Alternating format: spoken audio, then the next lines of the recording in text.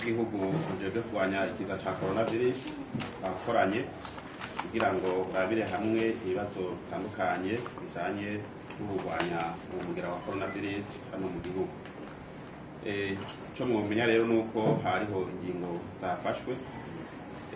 Ingingo ya mbere twari dusanzwe tumenyereye yuko abanyamahanga cyangwa bashaka n'abarundi baje binjira mu gihugu bashikiye ku kibuga c'indege Melchior Ndadaye babanza gushikwa kwa bonyene kugira ngo babanze gukurikiranwa mbere bagashigwa mu mahoteli yatowemwo mu yandi kugira ngo babanze bajeyo bagapimwa bwa mbere bagishika kuri ku kibuga c'indege bagasubira gupimwa ku munsi ugira gatatu bari muri hotel. Nuko iyo ngingo rero kuri uno munsi yahagaze.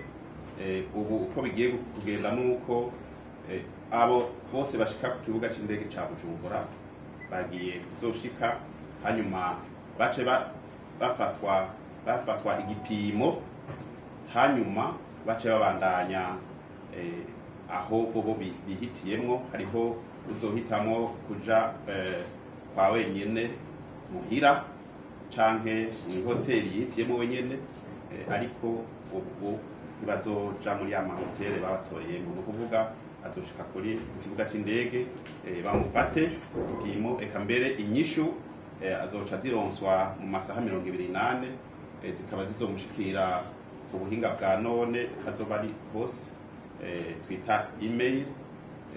Hanyuma uwo azoba yabaye ari positif tubatumirira yuko bakibona izo nyishu bazoca bagenda mu kibanza categuwe arico bonane, ariho bazoca baronkera imiti bace baronkeraho n'izindi mpanuro bijanye.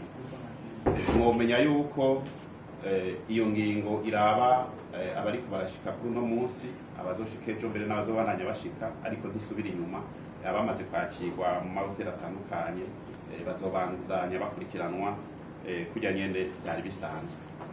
Urubibe kwa Kobero hamwe na Mugina zari zimaze imisi zugaye, nazo nyene zuguruwe, ariko abazirenganako bavuye muri ibi bihugu duhana imbibe nabo nyene bazobandanya bapimwa. Izo mbibe rero nazo zikaba zuguruwe.